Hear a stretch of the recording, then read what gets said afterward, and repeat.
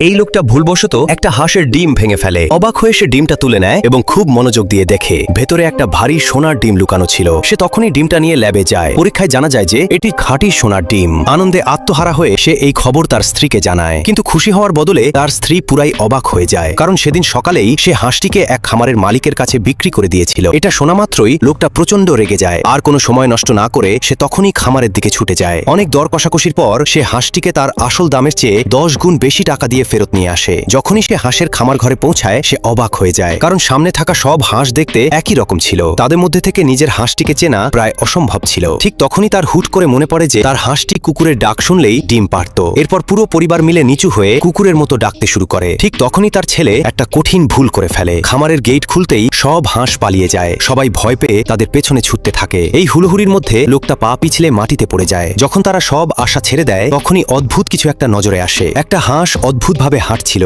যা ঠিক তার ছেলের পেছনেই ছিল। নিশ্চিত হওয়ার জন্য লোকটা আবারও কুকুরের মতো ডাকে এবং পরের মুহূর্তেই হাঁসটি তার সামনে ডিম পেড়ে দেয়। ডিমটি ভাঙতেই দেখা যায় ভেতরে আবারও একটি সোনার ডিম রয়েছে। পার্ট 2 দেখতে সাবস্ক্রাইব করে রাখুন।